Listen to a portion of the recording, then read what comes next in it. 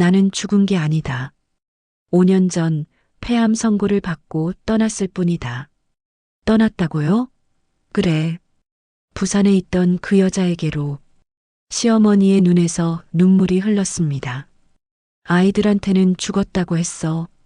아비가 가족을 버렸다는 것보다는 죽었다는 게 나을 것 같아서. 남편이 주저앉았습니다.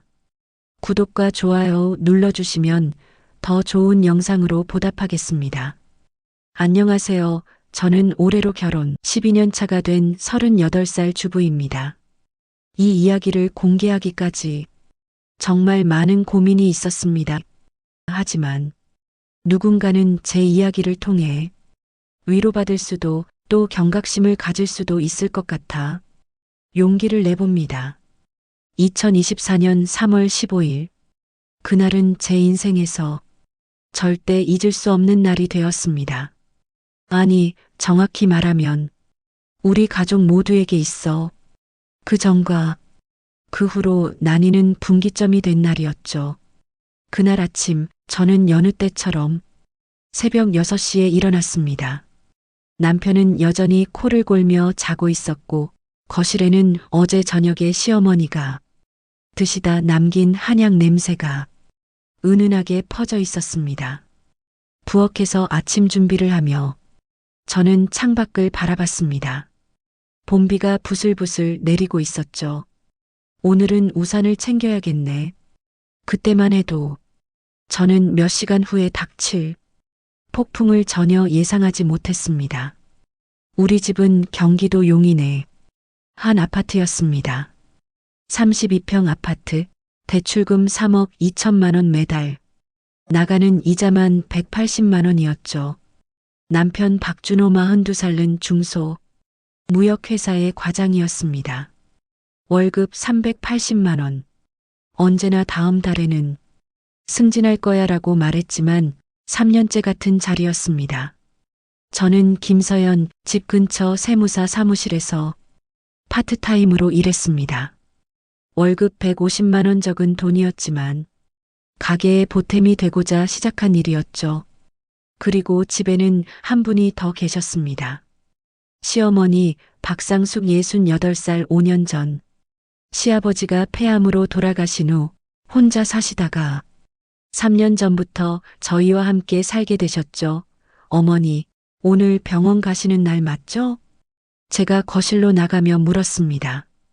시어머니는 소파에 앉아 낡은 앨범을 들여다보고 계셨습니다. 응, 오후에 갈 거야. 혼자 갈 수 있으니까. 신경 쓰지 마. 앨범 속에는 젊은 시절에 시어머니와 시아버지 사진이 있었습니다. 1978년 제주도 신혼여행 사진이었죠. 시어머니는 그 사진을 보실 때마다 늘 쓸쓸한 미소를 지으셨습니다. 어머니, 혈압약은 드셨어요? 아직 밥 먹고 먹으려고. 아침 전에 드셔야 한다고. 의사 선생님이 알았어. 잔소리 그만해. 시어머니는 늘 이렇게 고집스러우셨습니다. 당뇨와 고혈압을 10년째 앓고 계셨지만 약 먹는 것도 병원 가는 것도 늘 귀찮아 하셨죠. 남편이 거실로 나왔습니다. 엄마, 오늘 병원 가실 때 제가 모셔다 댔어. 너는 회사나 잘 다녀. 남편과 시어머니 사이는 늘 이랬습니다. 서로를 생각하는 마음은 있지만 표현은 서툴고 어색했죠. 전형적인 한국 모자 관계였습니다.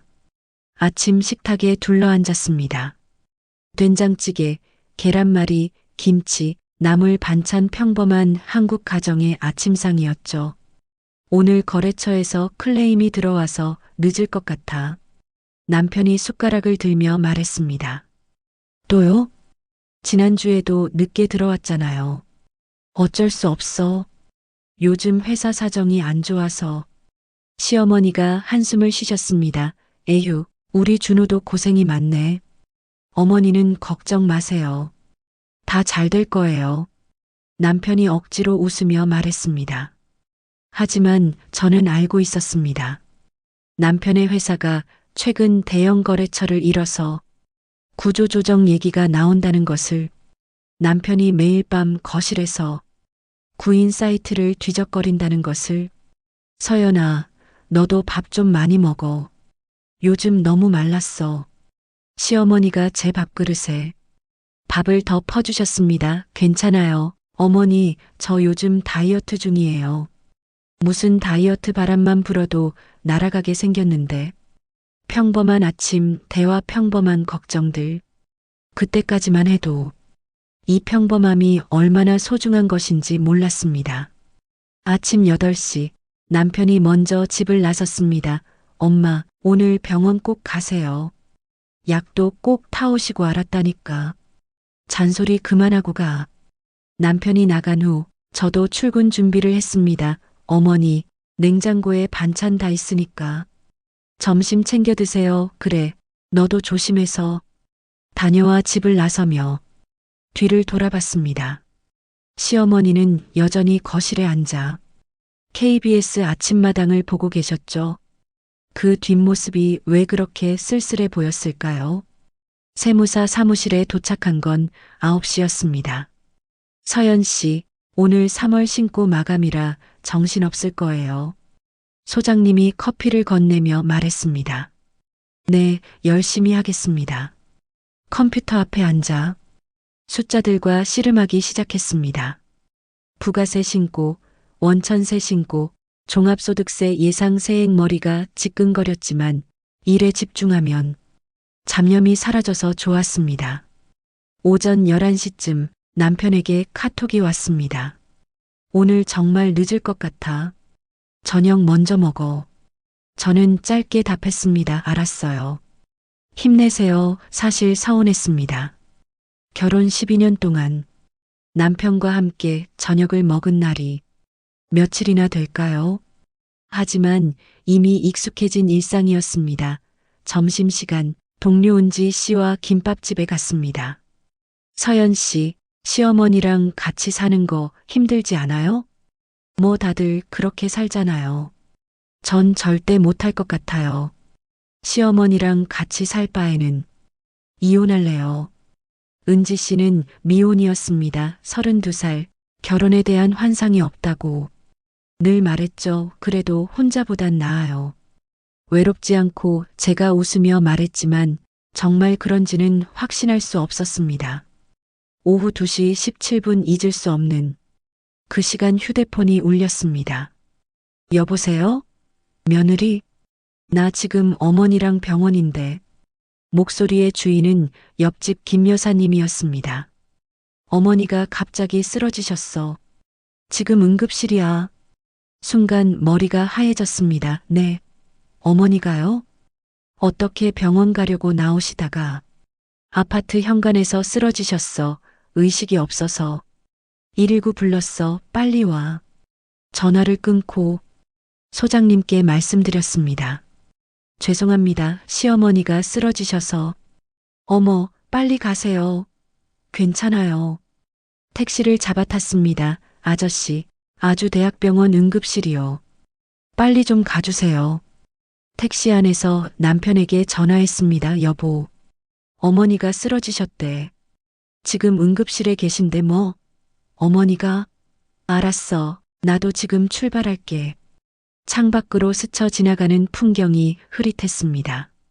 눈물 때문이었죠. 어머니, 제발 괜찮으셔야 해요. 병원 응급실 자동문이 열리자 소독약 냄새가 코를 찔렀습니다. 박상숙 환자 보호자세요? 간호사를 따라 들어간 응급실 시어머니는 침대에 누워 계셨습니다. 산소 마스크를 쓰고 온몸에 전선들이 연결되어 있었죠. 어머니. 다가가 손을 잡았습니다. 차가웠습니다. 너무 차가웠습니다. 의사가 다가왔습니다. 보호자분이세요? 네, 며느리입니다. 환자분이 뇌출혈 증상을 보이고 계십니다. 혈압이 230에 140까지 올라갔었고 지금은 약물로 조절 중입니다. 뇌출혈이요? 다리에 힘이 풀렸습니다. CT 결과 뇌혈관에 출혈이 시작됐습니다. 당장 수술하지 않으면 위험합니다. 그때 남편이 헐레벌떡 뛰어왔습니다. 어머니. 의사 선생님, 우리 어머니 괜찮으신가요? 의사가 차트를 보며 설명했습니다. 지금 즉시 수술에 들어가야 합니다. 개두술과 혈종 제거술을 동시에 진행해야 하고 수술 시간은 약 6시간 정도 예상됩니다. 수술하면 괜찮아지시는 거죠? 남편이 떨리는 목소리로 물었습니다.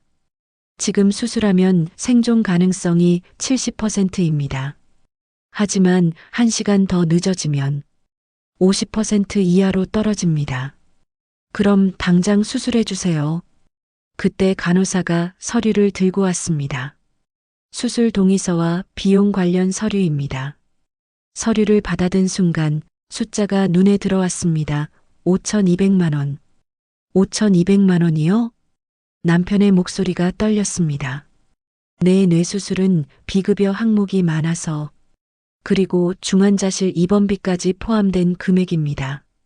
병원 규정상 선입금이 필요합니다. 남편과 저는 서로를 바라봤습니다. 그 눈빛에는 같은 절망이 담겨 있었습니다. 저 카드로 할부 가능한가요? 남편이 지갑을 꺼내며 물었습니다. 남편이 카드를 내밀었습니다. 한도 초과입니다. 다른 카드 이것도 한도 초과네요. 세 번째, 네 번째 카드까지 모두 한도 초과였습니다. 통장에 얼마 있지? 남편이 제게 물었습니다. 87만 원 대출은? 이미 한도까지 다 그 순간 신우이가 도착했습니다. 오빠, 엄마가 어떻게 됐어? 상황을 설명하자 신우이의 얼굴이 붉어졌습니다. 뭐? 돈이 없다고? 엄마가 죽어가는데 돈이 없다고? 미안, 회사 사정이 안 좋아서. 그럼 새언니는? 12년 동안 엄마 모시고 살았으면서 비상금도 없어? 그 말이 제 가슴을 찔렀습니다. 신우이, 나도 최선을 다했어요. 매달 생활비도 빠듯한데 최선? 엄마가 저렇게 누워 있는데 최선이라고? 대기실은 전쟁터가 되었습니다. 새언니가 엄마 약도 제대로 안 챙겼겠지. 병원도 제때 안 모시고 갔겠지. 그러니까 이렇게 된 거야. 신우이의 목소리가 점점 커졌습니다. 그런 게 아니에요. 어머니가 병원 가기 싫어하셔서. 변명하지 마. 며느리면 책임감을 가져야지. 엄마 연금 타서 생활비로 쓰면서 정작 엄마 건강은 방치한 거 아니야? 그 말에 저도 참을 수 없었습니다. 신우이는 그동안 얼마나 자주 어머니 찾아뵀는데요. 1년에 명절 때 2번, 전화는 한 달에 1번. 그러면서 지금 와서 나한테만 책임을 묻는 거예요? 뭐, 지금 나한테 대드는 거야? 사실을 말하는 거예요. 신우이 시집 가고 나서 어머니 병원 한 번이라도 모시고 간 적 있어요? 어머니 약값 한 번이라도 보태준 적 있어요? 남편이 끼어들었습니다. 그만해. 지금 이럴 때가 아니잖아. 하지만 신우이는 멈추지 않았습니다. 오빠도 한심해. 가장이라는 사람이 5천만 원도 없어? 도대체 그동안 뭘 한 거야? 남편의 얼굴이 창백해졌습니다. 나도 노력했어. 하지만 회사가 핑계 대지 마. 무능한 거지, 무능한 거.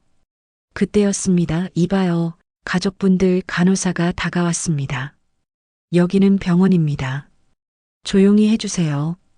그리고 수술 결정을 빨리 내려주셔야 합니다. 시간이 없어요. 우리는 모두 침묵했습니다. 돈 5,200만 원 그 숫자가 우리 가족을 압도하고 있었습니다. 남편이 전화를 꺼냈습니다. 여보세요, 김대리? 나 박 과장인데 급한 일이 생겨서 5천만 원 정도 빌릴 수 있을까? 그렇게 큰 돈은 없습니다. 아, 그래 알았어. 두 번째 전화 선배님, 저 준호인데요. 어머니가 갑자기 쓰러지셔서 돈 좀 빌릴까 하는데 5천만 원 좀 빌려주실 수 있습니까? 준호야, 나도 사정이 있어서 빌려주기가 어렵겠다. 네, 알겠습니다. 이해합니다. 세 번째, 네 번째 전화할 때마다 남편의 어깨가 축 처졌습니다. 신우이도 전화를 했습니다. 여보, 엄마가 위급해. 수술비가 5천만 원인데 돈 좀 있을까? 뭐? 왜 니네 엄마 수술비를 우리가? 알았어. 신우이가 전화를 끊으며 울음을 터뜨렸습니다. 남편이 우리 어머니도 아픈데 왜 남의 집 어머니까지 신경 쓰냐고. 절망적인 순간이었습니다. 시계는 째깍째깍 흘러가고 어머니의 생명은 점점 위험해지고 있었죠. 그때였습니다. 응급실 자동문이 열리고 한 남자가 들어왔습니다. 50대 중반으로 보이는 남자.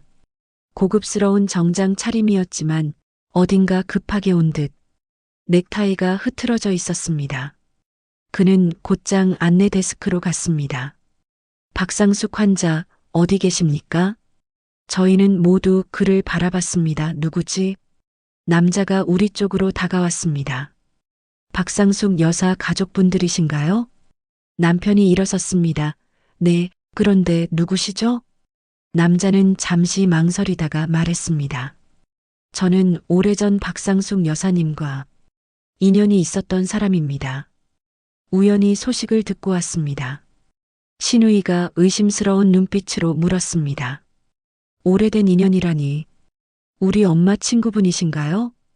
그렇다고 할 수 있죠. 간호사가 다시 다가왔습니다. 보호자분들, 정말 시간이 없습니다. 수술 결정을 남자가 간호사를 보며 말했습니다. 수술비 문제라면 제가 해결하겠습니다. 우리는 모두 놀라 그를 바라봤습니다. 네. 뭐라고요? 남편이 믿기지 않는다는 듯 되물었습니다. 남자는 지갑에서 카드를 꺼냈습니다. 블랙카드였습니다. 5,200만 원이죠? 바로 결제하겠습니다. 간호사도 놀란 표정이었습니다. 정말이신가요? 환자와 어떤 관계? 제가 보증인이 되겠습니다. 서류 주세요. 남자는 망설임 없이 서류에 서명했습니다. 이름란에 최민석이라고 적혀 있었습니다. 감사합니다. 바로 수술 준비하겠습니다. 간호사가 서둘러 나갔습니다. 우리는 모두 멍한 표정으로 그 남자를 바라봤습니다. 왜 이렇게까지 하시는 거죠? 제가 물었습니다. 남자는 잠시 먼 곳을 바라보다가 말했습니다. 박상숙 여사님은 제 생명의 은인입니다. 지금 제가 있는 것은 모두 그분 덕분입니다. 어머니는 수술실로 들어가셨습니다. 수술 중이라는 빨간 불이 켜졌죠. 6시간의 기다림이 시작되었습니다. 대기실에는 무거운 침묵이 흘렀습니다. 우리는 모두 각자의 생각에 잠겨 있었죠. 최민석이라는 남자는 조용히 구석에 앉아 있었습니다. 때때로 휴대폰을 확인했지만 대부분은 눈을 감고 있었죠. 저기 남편이 그에게 다가갔습니다. 정말 감사합니다. 하지만 어머니와 정확히 어떤 관계신지 최민석 씨가 눈을 떴습니다. 35년 전 이야기입니다. 우리는 모두 그의 이야기에 귀를 기울였습니다. 저는 당시 25이었습니다. 건설 현장에서 일하던 막노동꾼이었죠. 하루는 일하다가 크게 다쳤습니다. 6층 높이에서 떨어졌죠. 그는 잠시 숨을 고르고 계속했습니다. 병원비가 없었습니다. 치료를 포기하고 죽으려고 했죠. 그때 병원에서 우연히 만난 분이 박상숙 여사님이었습니다. 어머니가요? 신우이가 놀라 물었습니다. 네, 당시 따님이 병원에 입원해 있었던 것 같습니다. 아마 독감이었던 걸로. 남편이 고개를 끄덕였습니다. 맞아요. 제가 7살 때 심한 독감으로 입원했었어요. 박상숙 여사님은 복도에서 쓰러져 있던 저를 발견하셨습니다. 그리고는 제 병원비를 대신 내주셨습니다. 당시로는 큰 돈이었죠. 300만 원. 우리는 모두 놀랐습니다. 시어머니가 그런 일을 하셨다니. 그뿐만이 아니었습니다. 퇴원 후에도 일자리를 소개해 주셨고 제가 다시 일어설 수 있도록 도와주셨습니다. 사람은 누구나 다시 시작할 기회가 있어야 한다고 하시면서 최민석 씨의 눈가가 붉어졌습니다. 그 후 저는 열심히 일했습니다. 작은 건설회사를 차렸고 지금은 중견 건설회사 대표가 되었습니다. 이 모든 게 박상숙 여사님 덕분입니다. 남편이 놀란 표정으로 물었습니다. 그럼 연락은 계속하셨나요? 아닙니다. 여사님은 절대 연락처를 알려주지 않으셨습니다. 그저 잘 살아라. 그게 보답이다라고만 하셨죠. 35년 동안 찾아뵙고 싶었지만 방법이 없었습니다. 그런데 어떻게 오늘 우연입니다. 정말 우연히 제 회사 직원이 이 병원에 입원해 있어서 문병 왔다가 응급실에서 박상숙이라는 이름을 듣고 혹시나 해서 확인해 봤더니 정말 그분이셨습니다. 최민석 씨는 주머니에서 낡은 사진을 꺼냈습니다. 35년 전 병원 영수증이었습니다. 보호자 박상숙이라고 적혀 있었죠. 35년 동안 이것만 갖고 있었습니다. 언젠가 꼭 은혜를 갚겠다고 다짐하면서 수술 시작 3시간째 우리는 여전히 대기실에서 기다리고 있었습니다. 최민석 씨의 이야기를 듣고 난 후 분위기가 조금 누그러졌습니다. 하지만 여전히 긴장감은 계속되었죠. 어머니가 그런 분이셨구나. 남편이 중얼거렸습니다. 난 전혀 몰랐어. 신우이도 고개를 끄덕였습니다. 엄마가 남을 그렇게 도우셨다니. 우리한테는 늘 아끼고 절약하라고만 하셨는데 그때 최민석 씨가 조심스럽게 말했습니다. 사실 제가 알기로는 그때 댁의 형편도 그리 넉넉하지 않으셨을 겁니다. 네. 제 병원비를 내주신 후 여사님이 병원 매점에서 컵라면을 드시는 걸 봤습니다. 아드님 병원비 때문에 돈이 부족하셨던 것 같았습니다. 남편의 눈시울이 붉어졌습니다. 어머니, 저도 가슴이 먹먹해졌습니다. 시어머니의 또 다른 모습을 본 것 같았습니다. 시간은 더디게 흘렀습니다. 4시간, 5시간, 드디어 6시간이 지났을 때 수술실 문이 열렸습니다. 의사가 나왔습니다. 우리는 모두 벌떡 일어났습니다. 어떻게 되었나요? 의사가 마스크를 벗으며 말했습니다. 수술은 성공적이었습니다. 혈종을 모두 제거했고 출혈 부위도 봉합했습니다. 정말요? 어머니가 괜찮으신 거죠? 남편이 다급하게 물었습니다. 네, 위험한 고비는 넘기셨습니다. 하지만 회복 과정을 지켜봐야 합니다. 특히 처음 72시간이 중요합니다. 시어머니는 중환자실로 옮겨졌습니다. 면회는 하루에 2번, 10분씩만 가능했습니다. 첫 면회 시간, 남편이 먼저 들어갔다가 나왔습니다. 눈물을 흘리고 있었죠. 어머니가 너무 작아 보여. 제 차례가 되었습니다. 중환자실에 들어가니 시어머니가 각종 기계에 둘러싸여 누워 계셨습니다.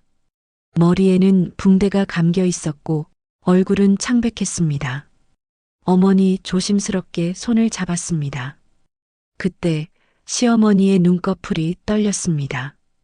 천천히 눈을 뜨셨죠. 서연아 아주 작은 목소리였습니다. 어머니, 깨어나셨어요? 어머니, 괜찮으세요? 시어머니는 힘겹게 고개를 끄덕이셨습니다. 그리고는 무언가 말하려는 듯 입을 움직이셨습니다. 민석이 순간 저는 놀랐습니다. 어머니가 최민석 씨를 아신다고? 최민석 씨요? 밖에 계세요. 어머니 수술비를 내주셨어요. 시어머니의 눈에서 눈물이 흘렀습니다. 미안하다. 뭐가 미안하세요? 어머니, 지금은 쉬셔야 해요. 하지만 시어머니는 계속 무언가 말하려 했습니다. 민석이 한테 미안하다고 전해줘. 왜 미안하다는 걸까요? 의문이 들었지만 일단 고개를 끄덕였습니다. 네, 어머니 전할게요. 지금은 쉬세요. 중환자실에서 나온 저는 최민석 씨에게 어머니의 말을 전했습니다. 어머니가 미안하다고 전해달라고 하셨어요. 최민석 씨의 얼굴이 굳었습니다. 미안하다고요? 네, 왜 그러신지는 모르겠지만 최민석 씨는 한숨을 쉬며 의자에 앉았습니다. 한참을 망설이다가 입을 열었습니다. 사실 제가 다 말씀드리지 못한 게 있습니다. 우리는 모두 그를 바라봤습니다. 35년 전 박상숙 여사님이 절 도와주신 건 맞습니다. 하지만 그 후 몇 년 동안 더 만났습니다. 네. 남편이 놀라 물었습니다. 제가 다시 일어서는 동안 여사님은 가끔 저를 찾아오셨습니다. 밥은 먹고 다니는지 일은 잘하는지 확인하시면서 최민석 씨는 잠시 말을 멈췄다가 계속했습니다. 그때 여사님의 남편분, 그러니까 여기 계신 분들의 아버님이 지방으로 발령을 받으신 상태였습니다. 3년간 집을 비우셨죠. 남편이 고개를 끄덕였습니다. 맞아요. 아버지가 부산지사로 발령받으셨었죠. 저희가 어려서 따라가지 못했어요. 여사님은 혼자서 두 아이를 키우고 계셨습니다. 얼마나 힘드셨을지. 그래서 제가 가끔 도와드렸습니다. 장보기, 아이들 병원 데려가기. 집수리 신우이가 갑자기 말했습니다. 그때 아저씨, 모두가 신우이를 바라봤습니다. 기억나요, 오빠? 우리 어렸을 때 가끔 집에 와서 고장 난 거 고쳐주고 가시던 아저씨. 엄마는 일하는 아저씨라고만 했는데 남편도 기억이 난 듯 했습니다. 맞아, 장난감 고쳐주시고 자전거도 고쳐주셨어. 최민석 씨가 쓸쓸하게 웃었습니다. 네, 그게 저였습니다. 그런데 왜 갑자기 안 오셨죠? 신우이가 물었습니다. 최민석 씨의 표정이 어두워졌습니다. 아버님이 돌아오셨으니까요. 무거운 침묵이 흘렀습니다.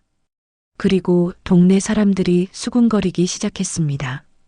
남편 없는 집에 젊은 남자가 드나든다고 여사님의 명예에 누가 될까봐 저는 더 이상 찾아뵙지 않았습니다. 그럼 그 후로는 한 번도 뵙지 못했습니다. 찾아뵙고 싶었지만 여사님도 원하지 않으셨을 거예요. 이미 남편분이 돌아오셨으니 밤 10시가 되었습니다. 병원 카페테리아에서 늦은 저녁을 먹고 있었죠. 남편은 회사에 연락하느라 바빴고 신우이는 남편과 통화 중이었습니다. 저는 최민석 씨와 마주 앉아 있었습니다. 감사합니다. 정말로 제가 말했습니다. 당연한 일을 했을 뿐입니다.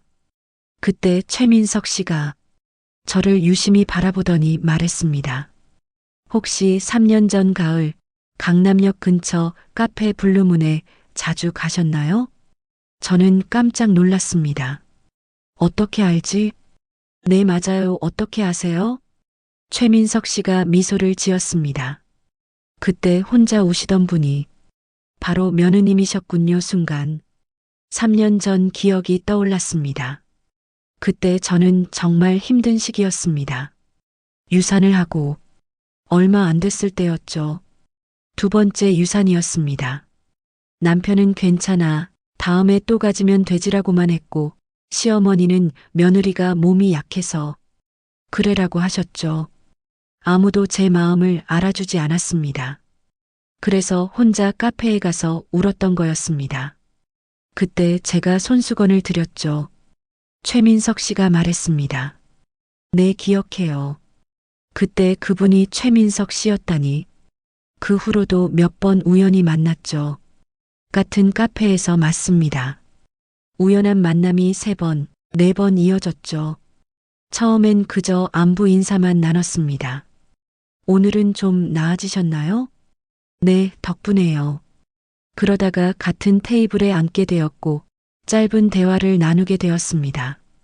가족이 있어도 외로울 때가 있죠. 그가 그렇게 말했을 때 저는 펑펑 울었습니다. 처음으로 제 외로움을 알아봐주는 사람이었으니까요. 저기 최민석 씨가 조심스럽게 말했습니다. 그때 제가 선을 넘었다면 사과드립니다. 다만 너무 힘들어 보여서 아니에요. 선을 넘은 건 없었어요.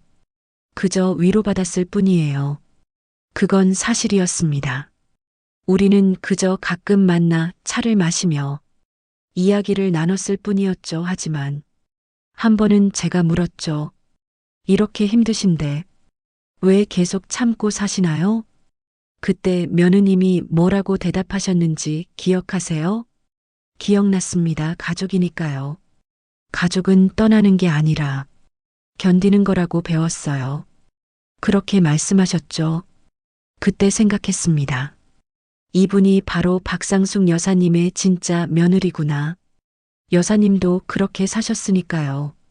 그 말에 눈물이 났습니다. 그때 남편이 카페테리아로 들어왔습니다. 우리가 마주 앉아 있는 걸 보더니 표정이 굳었습니다. 무슨 얘기를 그렇게 하고 있어? 그냥 어머니 이야기였어요. 제가 대답했습니다. 남편은 의심스러운 눈빛으로 우리를 바라봤습니다. 다음 날 아침 시어머니는 일반 병실로 옮겨졌습니다. 의식도 완전히 돌아오셨죠. 어머니, 이제 괜찮으세요? 제가 물었습니다. 그래, 살아났네. 시어머니가 힘없이 웃으셨습니다. 그때 최민석 씨가 병실로 들어왔습니다. 과일 바구니를 들고 있었죠. 시어머니는 그를 보자 눈물을 흘리셨습니다. 민서가 여사님, 오랜만입니다. 미안하다. 정말 미안하다. 무엇이 미안하십니까? 제가 받은 은혜에 비하면 이건 아무것도 아닙니다. 그때 남편이 갑자기 물었습니다.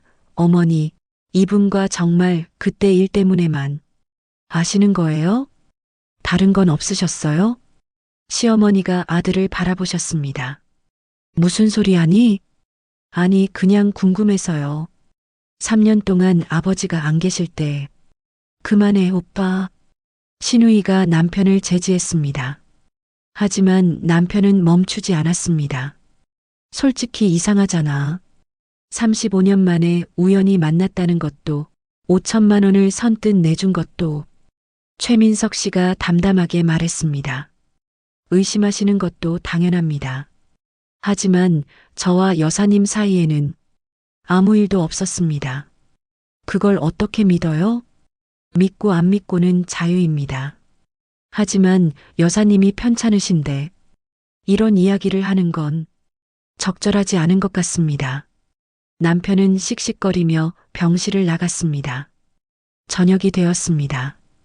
병원 복도에서 남편과 마주쳤죠. 너 솔직히 말해. 그 사람이랑 무슨 사이야? 무슨 소리예요? 어제 카페테리아에서 둘이 앉아 있는 거 봤어. 뭔가 숨기는 거 있지? 저는 한숨을 쉬었습니다. 3년 전에 카페에서 몇 번 만난 적 있어요. 우연히요. 남편의 얼굴이 붉어졌습니다. 뭐? 3년 전부터 만났다고? 우연히 만난 거예요. 그때 내가 얼마나 힘들었는지 알아요? 유산하고 나서 아무도 날 위로해주지 않았잖아요. 그래서 다른 남자한테 위로받았다고? 위로라고 해봤자 차 한 잔 마신 게 다예요.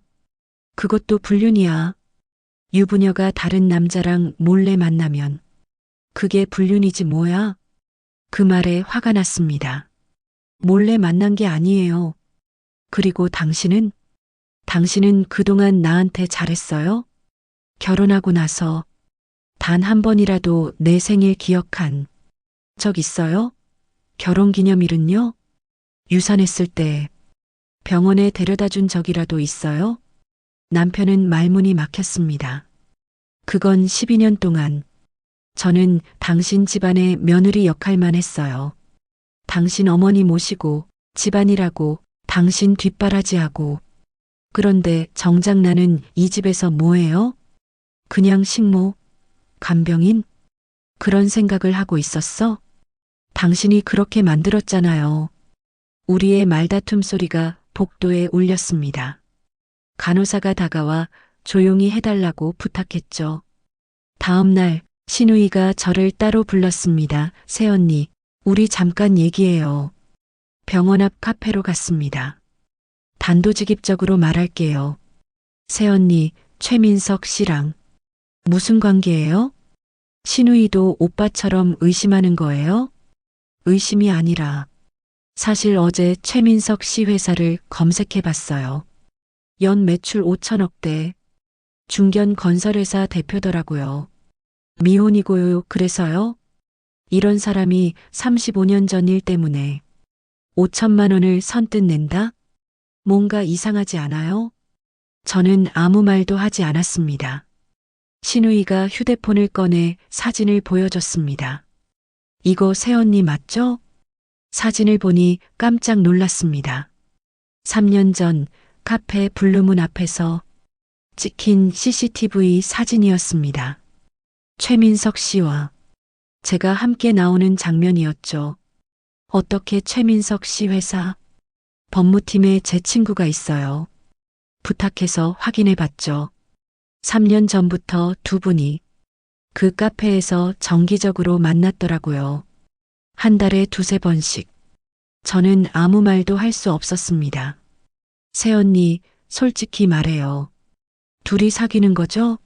아니에요. 그럼 왜 정기적으로 만났어요? 정기적으로 만난 게 아니라 그냥 우연히 자주 만난 거예요. 둘 다 그 카페를 좋아해서. 신우이가 코웃음을 쳤습니다. 새언니, 나를 바보로 아는 거예요? 최민석 씨 회사는 여의도에 있어요. 강남역까지 일부러 온 거잖아요. 새언니를 만나려고. 그제서야 깨달았습니다. 그 만남들이 정말 우연이었을까? 그리고 또 있어요. 신우이가 다른 사진을 보여줬습니다. 작년 크리스마스 이브 명동. 거리에서 찍힌 사진이에요. 둘이 나란히 걷고 있네요. 기억났습니다.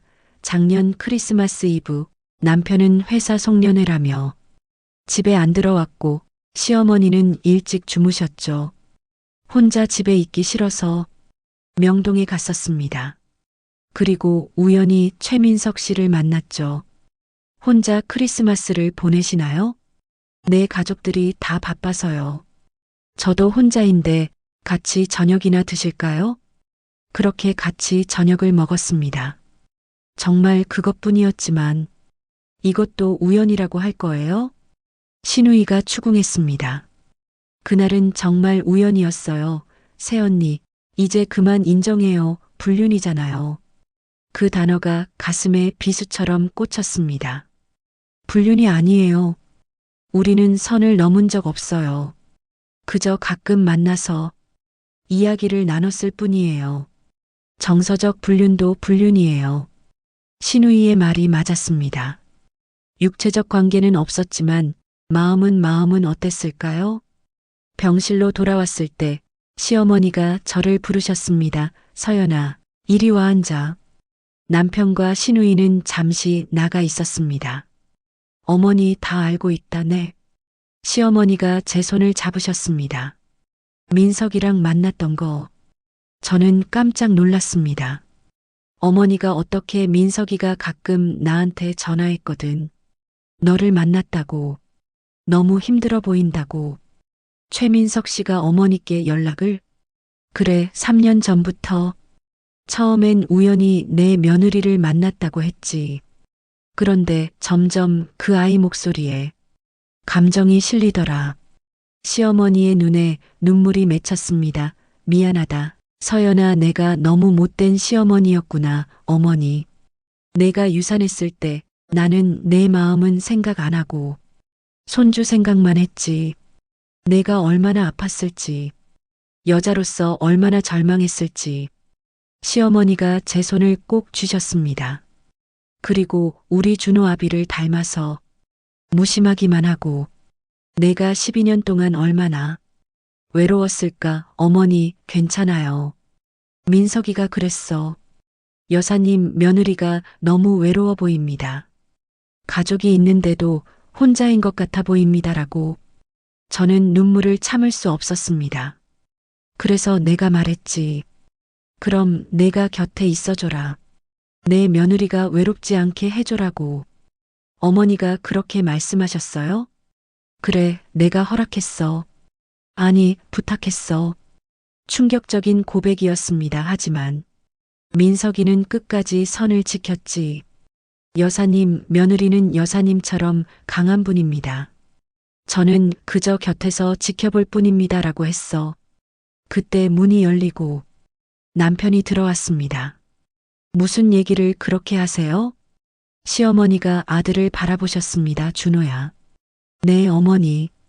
너한테 할 말이 있다. 시어머니는 침대에서 몸을 일으키셨습니다. 아직 힘드신지 표정이 일그러졌지만 단호한 눈빛이었습니다. 준호야, 신우야 둘 다 앉아라. 신우이도 합류했습니다. 병실에는 무거운 긴장감이 흘렀죠. 내가 죽을 뻔했다가 살아났으니 이제는 숨기지 않고 다 말하겠다. 어머니, 무슨 말씀을 남편이 불안해하며 물었습니다.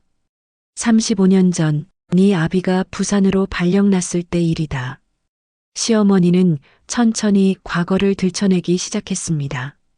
3년 긴 시간이었어. 너희 둘 어린 것들 데리고 혼자 살면서 얼마나 막막했는지 모른다. 그때 민석이를 만났지. 25살 청년 죽을 고비에서 살려놓으니 나를 어머니처럼 따랐어. 시어머니는 잠시 숨을 고르셨습니다. 처음엔 정말 아들 같았어. 집안일도 도와주고 너희들 놀아주기도 하고. 그런데 모두가 숨을 죽였습니다. 어느 날 민석이가 말했어. 여사님, 사랑합니다라고. 어머니. 남편이 소리쳤습니다. 놀라지 마라. 나는 단호하게 거절했어. 나는 유부녀고 너는 내 아들 같은 사람이다라고. 그럼 그 후로는 민석이는 미안하다며 떠났어. 그리고 니네 아비가 돌아왔지. 시어머니의 눈빛이 멀어졌습니다. 35년 전 그때로 돌아간 듯 했죠. 하지만 준호야, 너는 모르겠지만 네 아비가 부산에서 혼자 3년을 보낸 게 아니었어. 무슨 말씀이세요?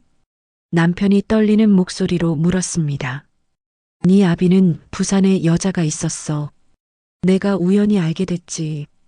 부산에 급한 일이 있어서 찾아갔다가 네 아비가 젊은 여자와 손잡고 걷는 걸 봤어.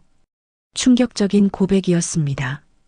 남편과 시누이는 얼어붙은 듯 앉아 있었죠. 그때 깨달았어. 나만 바보같이 정조를 지키며 살았구나. 남편은 딴 살림을 차렸는데 그래도 어머니, 그래도 아버지를 용서하셨잖아요. 시누이가 울먹이며 말했습니다. 용서? 아니다, 체념했을 뿐이야. 너희들 때문에 이혼하면 너희가 상처받을까봐. 시어머니는 제 손을 다시 잡으셨습니다. 그래서 서연이가 더 안쓰럽다. 나처럼 살까봐. 남편은 무심하고 시어머니는 까다롭고 그저 참고 견디며 살까봐. 어머니, 민석이가 내 곁에 있어준 것 내가 알면서도 모른 척했다. 아니, 속으로는 응원했다. 누군가는 내 외로움을 알아줬으면 했어. 남편이 벌떡 일어났습니다. 어머니가 그걸 알면서도 방조했다고요? 그래, 내가 방조했다. 네가 아내한테 얼마나 무심한지 보면서 차라리 민석이가 낫겠다 싶었어. 어머니. 사실대로 말아마. 준호야, 너 회사에서 잘릴 위기지? 3개월째 월급도 못 받았고. 남편의 얼굴이 하얗게 질렸습니다. 어머니가 어떻게 다 알고 있었어. 그런데도 서연이한테는 말 안 했지? 혼자 끙끙 앓으면서 아내는 돈 벌어오는 기계쯤으로 생각했지? 그런 게 아니에요. 작년에 서연이 아버지가 돌아가셨을 때 너 장례식장에 왔었니? 고작 30분 있다가 회사 핑계로 나갔잖아. 이건 저도 몰랐던 사실이었습니다. 어머니가 다 알고 계셨다니. 서연이가 그날 밤 혼자 화장실에서 얼마나 울었는지 알아? 친정아버지 보내는데 남편도 없이. 어머니, 그만하세요. 제가 말렸습니다. 하지만 시어머니는 멈추지 않았습니다. 그때 민석이가 왔었지. 조문하러 아무 말 없이. 서연이 옆을 지켜줬어. 남편이 해야 할 일을 대신 한 거야. 병실은 침묵에 빠졌습니다. 각자가 받은 충격을 소화하기 바빴죠. 그때 노크 소리가 났습니다. 최민석 씨였습니다. 실례합니다. 면회 시간이라. 남편이 그를 노려봤습니다. 당신 다 들었겠네요. 밖에서 아니요. 방금 왔습니다. 거짓말 마세요. 어머니가 다 털어놓으셨어요. 당신이 우리 와이프랑 준호야. 시어머니가 아들을 제지했습니다. 최민석 씨가 병실로 들어왔습니다. 그리고 남편 앞에 섰죠. 박 과장님, 저를 미워하셔도 됩니다. 하지만 한 가지는 분명히 하겠습니다. 저는 서연 씨를 존중했습니다. 단 한 번도 선을 넘지 않았습니다. 그게 중요한 게 아니잖아요. 남의 아내를 탐낸 것 자체가 잘못이죠. 탐낸 게 아닙니다. 그저 안타까웠습니다. 제가 어머님께 받은 사랑을 어머님의 며느리가 받지 못하는 것이 뭐라고요? 최민석 씨는 시어머니를 바라봤습니다. 여사님, 이제 다 말씀드려도 될까요? 시어머니가 고개를 끄덕였습니다. 사실 3년 전 제가 서연 씨를 처음 만난 건 우연이 아니었습니다. 모두가 놀라 그를 바라봤습니다. 여사님이 부탁하셨습니다. 며느리가 너무 힘들어한다고 가끔 지켜봐 달라고 어머니가요? 제가 놀라 물었습니다. 네, 우리 며느리가 카페 블루문에 자주 간다. 혼자 울러간다고 하셨죠. 시어머니가 고개를 끄덕였습니다. 그래, 내가 부탁했다. 너무 안쓰러워서 내 아들은 바뀌지 않을 것 같아서. 남편이 배신감에 찬 눈빛으로 어머니를 바라봤습니다. 어머니가 우리 결혼을 망치려고 한 게 아니야. 지키려고 한 거야. 서연이가 견디지 못하고 떠날까봐 누군가라도 곁에 있어줬으면 했어. 신우이가 울음을 터뜨렸습니다. 이게 뭐예요? 우리 가족이 이게 뭐예요? 그때 제 휴대폰이 울렸습니다. 모르는 번호였습니다. 여보세요? 박서연 씨죠? 저는 SBS 시사 프로그램 PD입니다. 최민석 회장님 관련해서 취재 중인데 순간 심장이 멈추는 듯 했습니다. 무슨 일이시죠? 최 회장님이 유부녀와 불륜 관계라는 제보를 받았습니다. 혹시 그 상대가 박서연 씨 맞으신가요? 전화를 끊고 돌아보니 모두가 저를 바라보고 있었습니다. 누구 전화였어? 남편이 물었습니다. 방송국. SBS에서. 최민석 씨의 얼굴이 굳었습니다. 설마 최민석 회장님과 제가 불륜 관계라는 제보를 받았다고. 신우이가 소리쳤습니다. 제보? 누가 제보를 해? 그때 남편의 휴대폰도 울렸습니다. 여보세요. 네. 인터넷 기사요? 남편이 급하게 포털 사이트를 열었습니다. 실시간 검색어 1위 건설업계 시 회장. 유부녀 불륜 의혹 기사를 클릭하자 우리 모두가 얼어붙었습니다. 단독 중견 건설사 시 회장 12년 차 유부녀와 3년간 미래 마이너스 강남 카페에서 정기적 만남 포착 상대 여성의 시어머니 수술비 5천만 원 대납 정황 순수한 지인 관계 대 명백한 불륜 기사에는 카페 CCTV 사진들이 있었습니다.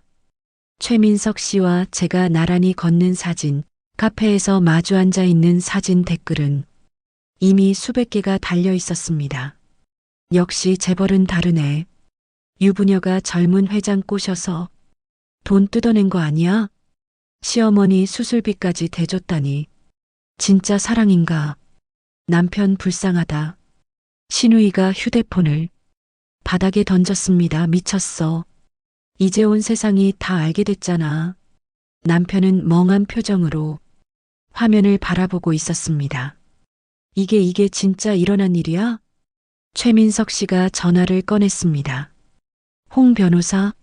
나야, 지금 당장 와줘.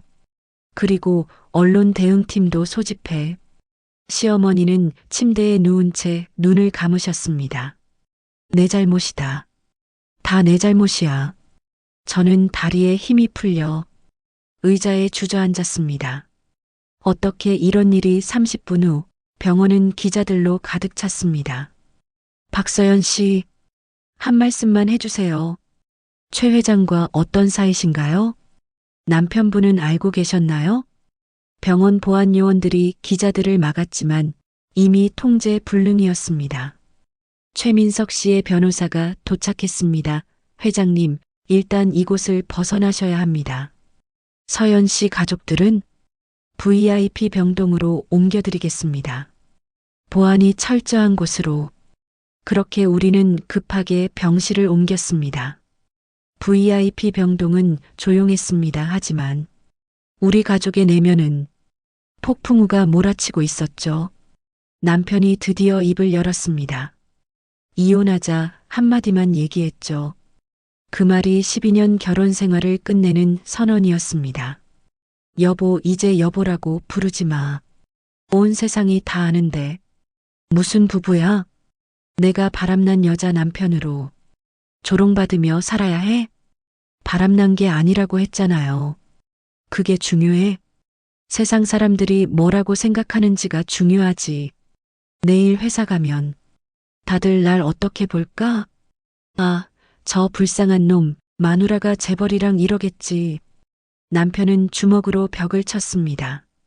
손에서 피가 났지만 아픈 줄도 모르는 것 같았습니다. 신우이도 차갑게 말했습니다. 나도 새언니 편 들 수 없어요. 우리 엄마 수술비 받아먹고 이제 와서 아무 일 없었다고 하면 누가 믿어요? 신우이네 친구들이 벌써 연락 왔어요. 니네 새언니가 그 유부녀냐고. 창피해서 죽고 싶어요. 시어머니가 힘겹게 말씀하셨습니다. 그만들 해라. 서연이도 피해자야 피해자요? 엄마, 지금도 며느리 편 드시는 거예요? 엄마가 그러니까 이런 일이 생긴 거잖아요. 신우이의 말에 시어머니는 입을 다무셨습니다. 그때 노크 소리가 났습니다. 최민석 씨였습니다. 들어가도 될까요? 남편이 소리쳤습니다. 꺼져. 당신 때문에 우리 가족이 이렇게 됐어. 하지만 최민석 씨는 물러서지 않았습니다. 박 과장님, 제가 모든 책임을 지겠습니다. 책임? 어떻게 책임질 건데? 이미 엎질러진 물인데. 최민석 씨는 서류 봉투를 꺼냈습니다. 언론에 공식 입장을 발표하겠습니다. 모든 것이 제 일방적인 구애였고 서연 씨는 단호히 거절했다고. 그게 믿겨질 것 같아요? 그리고 위자료로 10억을 준비했습니다. 모두가 놀라 그를 바라봤습니다. 10억?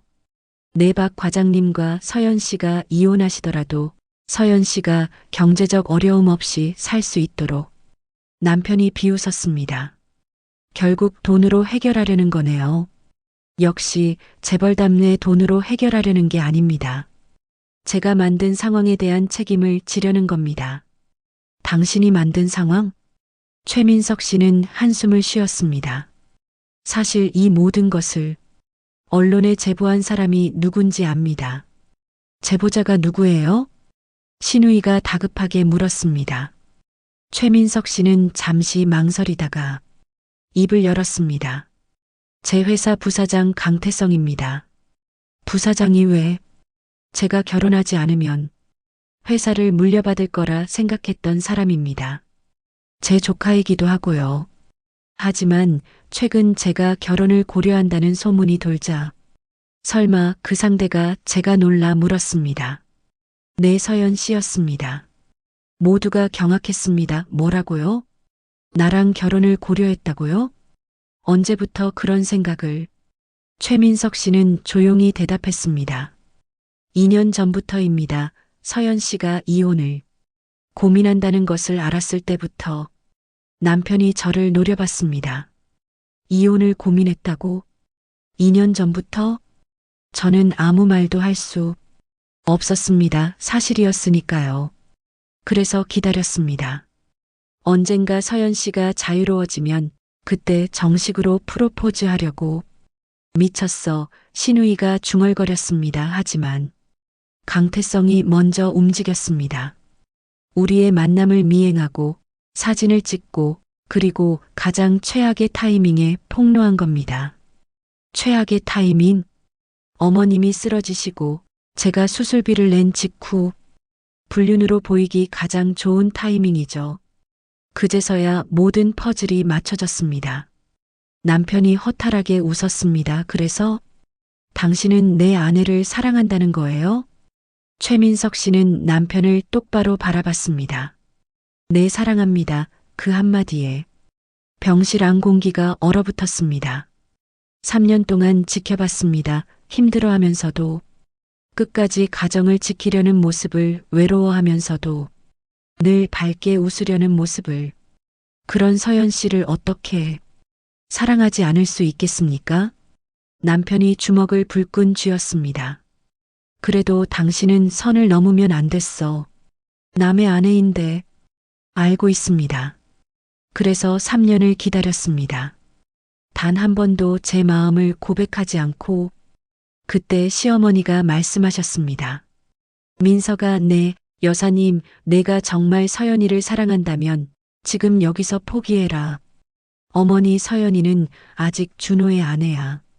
비록 준호가 부족했지만 12년을 함께 산 부부야. 내가 정말 서연이를 생각한다면 더 이상 상처 주지 마라. 최민석 씨는 고개를 숙였습니다. 하지만 여사님, 그리고 준호야, 시어머니가 아들을 불렀습니다. 네, 어머니. 너도 이제 결정해라. 서연이를 정말 놓을 거냐, 아니면 다시 시작할 거냐. 그날 밤 저는 병원 옥상에 올라갔습니다. 바람이 차가웠지만 머리를 식히기에 좋았죠. 뒤에서 발소리가 들렸습니다. 남편이었습니다. 여기 있었네. 우리는 나란히 서서 도시의 불빛을 바라봤습니다. 12년 만에 처음으로 이렇게 조용히 둘만 있는 것 같았습니다. 나도 알고 있었어. 남편이 먼저 입을 열었습니다. 뭐요? 내가 불행하다는 거, 내가 외롭다는 거. 하지만 모른 척했어. 인정하고 싶지 않았거든. 내가 실패한 남편이라는 걸. 남편의 목소리가 떨렸습니다. 회사에서도 무능하고 집에서도 무능하고 그런 내 모습을 직면하기가 무서웠어. 여보, 최민석이란 사람이 부러워. 능력도 있고 돈도 있고 무엇보다 널 행복하게 해줄 수 있을 것 같아서. 그런 말하지 마요. 남편이 저를 돌아봤습니다. 서연아, 솔직하게 대답해줘. 너 그 사람 좋아해? 저는 한참을 망설였습니다. 그리고 대답했습니다. 모르겠어요. 그저 위로가 됐어요. 누군가가 내 존재를 알아봐 준다는 게 그것도 사랑 아닐까? 하지만 난 당신 아내예요. 12년 동안 당신 아내였고 그 시간을 부정할 수는 없어요. 남편이 씁쓸하게 웃었습니다. 12년 긴 시간이었네. 하지만 우리가 정말 부부였을까? 그냥 같은 집에 사는 남남 아니었을까? 그 말이 가슴을 찔렀습니다. 부정하고 싶었지만 어느 정도는 사실이었으니까요. 미안해요. 제가 말했습니다. 나도 미안해. 더 좋은 남편이 되지 못해서. 우리는 한참을 침묵 속에 서 있었습니다. 그때 남편의 휴대폰이 울렸습니다. 여보세요? 네. 회사에서요? 남편의 얼굴이 창백해졌습니다. 해고 통보라고요? 다음 날 아침 남편은 회사로부터 해고 통보를 받았습니다. 언론에 회사 이름이 나와서 회사 이미지 실추를 이유로 해고래. 신우이의 남편도 전화를 해왔습니다. 우리 이혼하자. 장인어른 집안이 이런 스캔들에 휩싸인 건 견딜 수 없어. 신우이는 오열했습니다. 다 새언니 때문이야. 새언니가 우리 집안을 망쳤어. 저는 아무 말도 할 수 없었습니다. 정말 제 때문이었으니까요. 최민석 씨가 찾아왔습니다. 모든 피해를 보상하겠습니다. 박 과장님 재취업도 제가 주선하고 신우이분 가정도 제가 중재하겠습니다. 당신이 뭔데? 남편이 소리쳤습니다. 우리 가족 문제에서 손 떼어. 당신이 나타나기 전까지는 이런 일 없었어. 그때 병실 TV에서 뉴스가 나왔습니다. 건설업계가 발칵 뒤집혔습니다. M건설 최민석 회장의 불륜 스캔들로 주가가 15% 폭락했는데요. 이사회에서는 최 회장의 경영권 박탈을 논의 중입니다. 최민석 씨의 휴대폰이 쉴 새 없이 울렸습니다. 회장님, 긴급 이사회가 소집됐습니다. 주주들이 들고 일어났습니다. 강태성 부사장이 경영권 인수를 주장하고 있습니다. 하지만 최민석 씨는 담담했습니다. 괜찮습니다. 회사를 잃더라도 후회하지 않습니다. 미쳤어요? 제가 놀라 물었습니다. 회사는 다시 세울 수 있습니다. 하지만 사람은 한번 놓치면 다시 만날 수 없으니까요. 그는 저를 바라보며 말했습니다. 서연 씨, 제 제안을 받아주세요. 무슨 제안이요? 저와 함께 새 출발을 하시죠.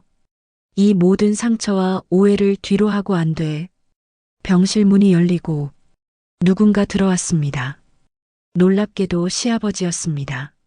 아니, 정확히는 시아버지인 줄 알았던 5년 전에 돌아가셨다던 그분이었습니다. 아버지. 남편과 시누이가 동시에 소리쳤습니다. 아버지가 살아계셨어요? 시어머니가 힘겹게 몸을 일으켰습니다. 여보 상수가 이제 다 말해야 할 때가 온 것 같구나. 우리는 모두 충격에 빠져 있었습니다. 시아버지가 설명하기 시작했습니다. 나는 죽은 게 아니다. 5년 전 폐암 선고를 받고 떠났을 뿐이다. 떠났다고요? 그래, 부산에 있던 그 여자에게로 시어머니의 눈에서 눈물이 흘렀습니다. 아이들한테는 죽었다고 했어. 아비가 가족을 버렸다는 것보다는 죽었다는 게 나을 것 같아서 남편이 주저앉았습니다. 그럼 5년 동안 아버지가 살아계시면서도 우릴 버리고 다른 여자와 산 거예요? 미안하다, 준호야. 하지만 나도 사랑을 선택했다. 엄마와는 20년 전부터 이미 끝난 사이였어. 시누이가 울부짖었습니다. 거짓말. 다 거짓말이야. 우리 가족이 이렇게 거짓으로 가득할 수는 없어. 시아버지는 담담하게 이어갔습니다. 상숙이도 알고 있었다. 내가 떠날 거라는 걸. 서로 더 이상 미워하지 말고 각자의 길을 가자고 했지. 그럼 왜 이제 와서 나타나신 거예요? 남편이 물었습니다. 뉴스를 봤다. 우리 며느리가 고생하는 걸. 그리고 민석이 이야기도 들었다. 시아버지는 최민석 씨를 바라봤습니다. 35년 전 당신이 우리 집에 드나들던 청년이었군요. 네, 아버님, 그때도 알고 있었습니다. 당신이 내 아내를 사랑한다는 걸. 모두가 놀랐습니다. 하지만 나는 상관없었습니다. 나도 이미 다른 사람을 사랑하고 있었으니까. 오히려 고마웠죠. 내가 비운 자리를 채워주고 있었으니. 시어머니가 울음을 터뜨렸습니다. 35년 동안 서로 거짓말하며 살았구나. 우리가 부부였을까? 그냥 아이들 때문에 함께 있었을 뿐이지. 그때 병실 문이 다시 열렸습니다. 이번엔 낯선 여자였습니다. 50대 초반으로 보이는 단정한 차림의 여성. 안녕하세요. 저는 강태성 부사장의 부인입니다. 최민석 씨가 놀라 일어섰습니다. 형수님?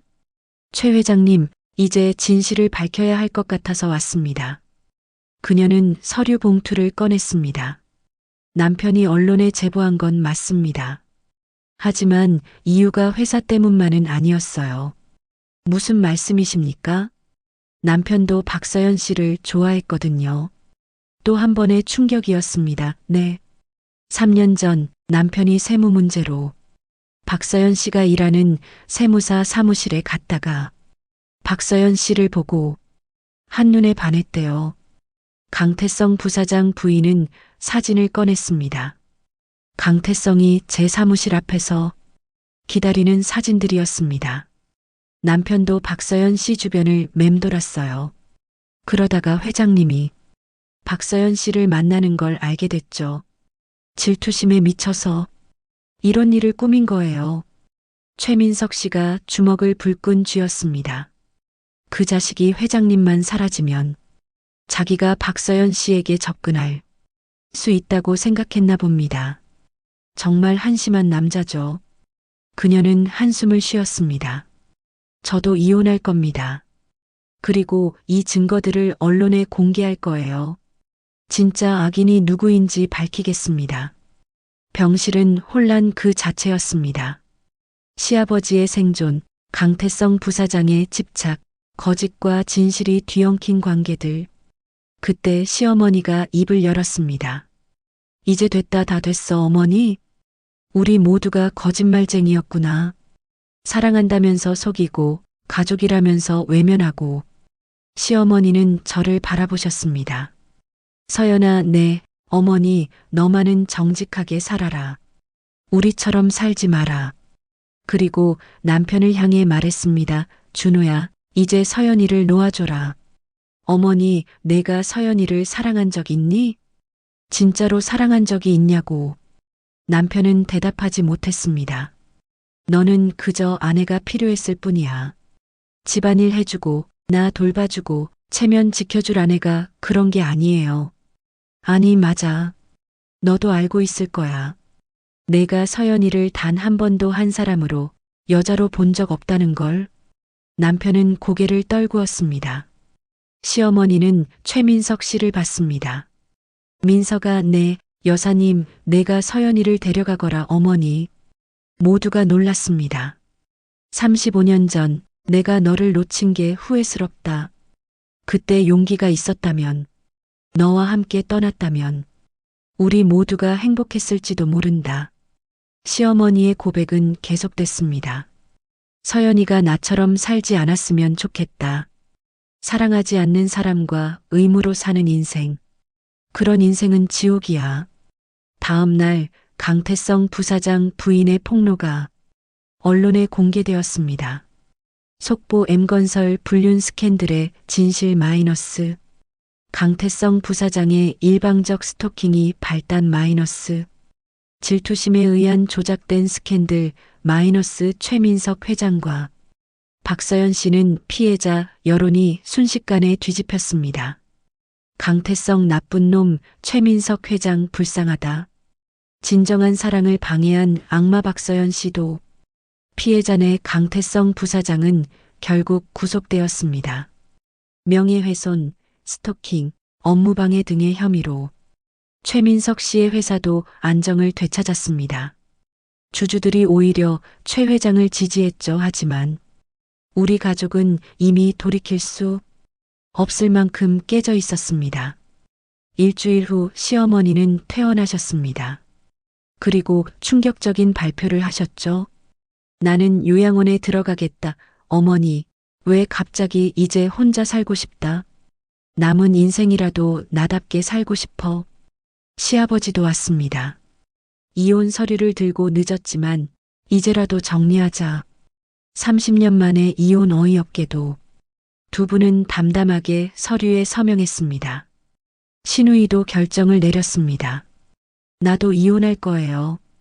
억지로 유지하는 결혼 생활은 의미 없어요. 남편은 저에게 이혼 서류를 내밀었습니다. 서연아, 우리도 끝내자. 12년 동안 고마웠어. 부족한 나를 참아줘서. 저는 펜을 들었습니다. 하지만 쉽게 서명할 수 없었습니다. 12년 길다면 긴, 짧다면 짧은 시간, 그 시간을 단 몇 초의 서명으로 끝낸다는 게. 잠시만 시간을 주세요. 병원 옥상 최민석 씨가 기다리고 있었습니다. 결정하셨습니까? 아직이요. 우리는 나란히 서서 도시를 바라봤습니다. 3년이라는 시간 동안 단 한 번도 제 마음을 말하지 못했습니다. 이제는 말하고 싶습니다. 최민석 씨가 저를 바라봤습니다. 사랑합니다. 서연 씨 처음 만난 날부터 지금까지 단 하루도 당신을 생각하지 않은 날이 없었습니다. 최 회장님, 하지만 강요하지 않겠습니다. 당신의 선택을 기다리겠습니다. 1년이든 10년이든. 그는 작은 상자를 건넸습니다. 이건 약속 반지입니다. 결혼 반지가 아니라 기다리겠다는 약속 반지는 심플했지만 아름다웠습니다. 부담 갖지 마세요. 당신이 자유로워질 때까지, 당신이 준비될 때까지 기다리겠습니다. 집으로 돌아왔습니다. 12년 동안 살았던 우리 집 거실에는 웨딩 사진이 걸려 있었습니다. 그때의 우리는 행복해 보였죠. 남편이 말했습니다. 짐은 내가 먼저 뺄게. 너는 그냥 있어. 어차피 이 집은 내 이름으로 되어 있으니. 미안해요. 남편이 쓸쓸하게 웃었습니다. 미안할 것 없어. 우리는 그저 맞지 않았을 뿐이야. 그는 앨범을 꺼냈습니다. 신혼여행 사진첩이었죠. 이것도 가져가도 될까? 그럼요, 그래도 좋은 추억이었어. 처음 인연은 정말 행복했잖아. 맞았습니다. 처음엔 우리도 행복했습니다. 왜 우리가 이렇게 됐을까요? 제가 물었습니다. 모르겠어. 아마 서로를 당연하게 여겼나 봐. 노력하지 않아도 그냥 있을 거라고. 남편은 가방을 들었습니다. 잘 살아 당신도요.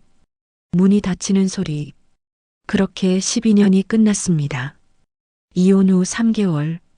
저는 여전히 세무사 사무실에서 일했습니다. 최민석 씨는 약속대로 기다려 주었죠. 가끔 커피를 마시러 만났지만 그 이상은 없었습니다. 어느 날 시어머니에게서 전화가 왔습니다. 서연아, 요양원에 한번 와줄래? 요양원은 예상외로 좋았습니다. 시어머니도 건강해 보이셨고요. 잘 지내세요? 그래, 여기가 편해. 처음으로 내 인생을 사는 것 같아.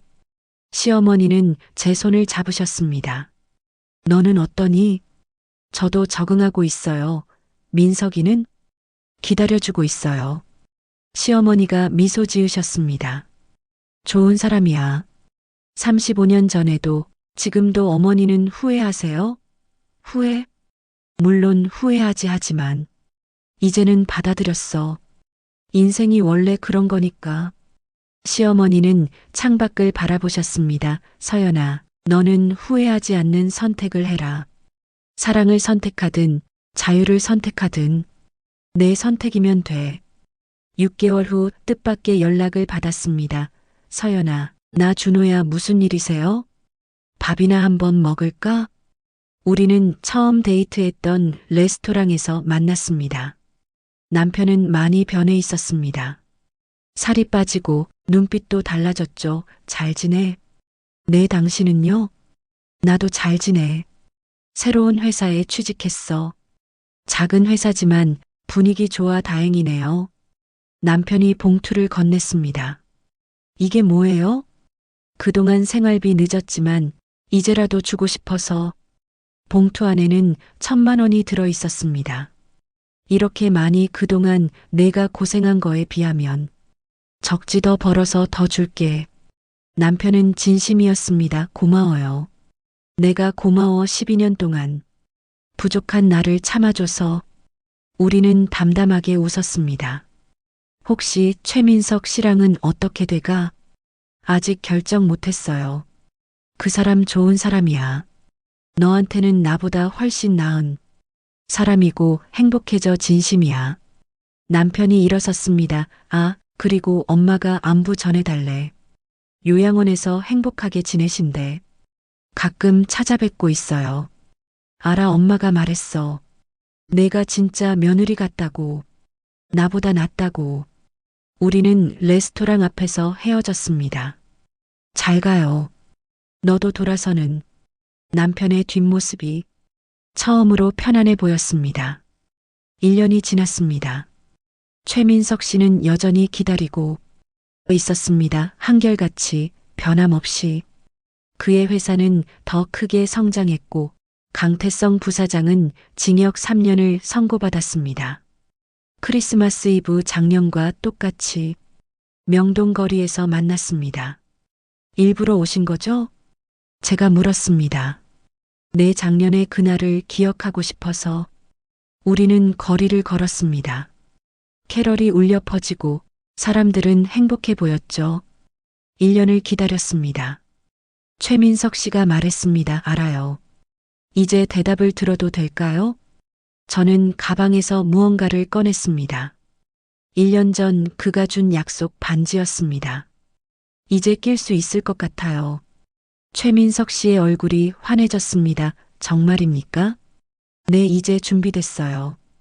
당신과 새로운 시작을 할 준비가. 그가 제 손을 잡았습니다. 따뜻했습니다. 고맙습니다. 기다려줘서. 제가 말했습니다. 저야말로 고맙습니다. 제게 와줘서. 2024년 봄 저는 최민석과 결혼했습니다. 작은 결혼식이었습니다.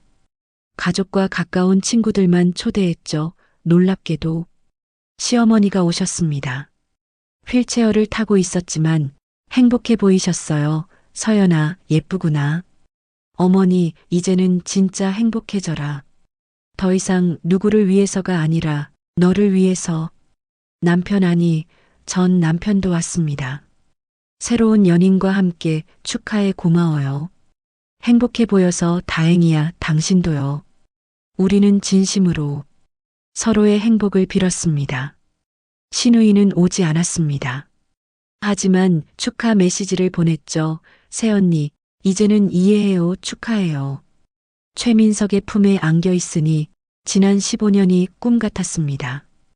힘들고 아픈 시간이었지만 그 시간이 있었기에 지금이 있는 거겠죠. 후회하지 않겠습니까? 최민석이 물었습니다. 아니요. 전혀요. 앞으로 행복하게 해드리겠습니다. 저도 당신을 행복하게 해드릴게요. 바다가 보이는 곳에서의 신혼여행 처음으로 진짜 사랑을 느꼈습니다. 지금은 2025년 저는 임신 8개월입니다. 최민석과의 아이 이번에는 끝까지 지킬 수 있을 것 같습니다. 가끔 과거를 돌아봅니다. 그 봄날 시어머니가 쓰러지지 않았다면? 최민석이 나타나지 않았다면? 우리 가족의 비밀이 드러나지 않았다면? 아마 저는 여전히 그 집에서 불행한 척 행복한 며느리로 살고 있었겠죠. 시어머니는 작년에 돌아가셨습니다. 편안하게 잠들듯이 마지막 순간까지 저와 최민석의 손을 잡고 계셨죠. 고마워, 둘 다 고마워. 그것이 마지막 말씀이었습니다. 전 남편은 재혼했습니다. 자기를 진심으로 사랑하는 여자를 만났다고 합니다. 축하해 주었습니다. 진심으로 시누이도 새 출발했습니다. 작은 카페를 열었고 행복해 보입니다. 그리고 저는 여보, 태교 음악 틀어줄까? 최민석이 제 배를 쓰다듬으며 물었습니다. 네, 좋아요. 우리 아이에게는 다른 삶을 주고 싶습니다. 거짓 없는 가정 사랑이 있는 가족 인생은 예측할 수 없습니다. 때로는 위기가 기회가 되고 파멸이 구원이 되기도 합니다. 시어머니의 뇌출혈 5,200만 원이라는 수술비. 그것이 우리 가족의 모든 가면을 벗겼습니다. 아프고 힘든 과정이었지만 결국 우리 모두를 자유롭게 했습니다. 거짓된 행복보다는 진실된 아픔이 낫다는 것을, 그리고 때로는 무너져야 다시 시작할 수 있다는 것을. 이것이 제 이야기입니다. 평범한 며느리였던 제가 한 남자의 진정한 사랑을 만나기까지. 이야기 들어주셔서 감사합니다. 누군가에게는 경고가, 누군가에게는 위로가, 누군가에게는 희망이 되기를 바랍니다. 가족이라는 이름으로 묶인 관계가 때로는 얼마나 허약한지, 그리고 진정한 사랑이 무엇인지를 알려드리고자 했습니다. 시청해주신 모든 분들께 감사드리며 여러분의 가정에 진정한 사랑과 평화가 있기를 바랍니다.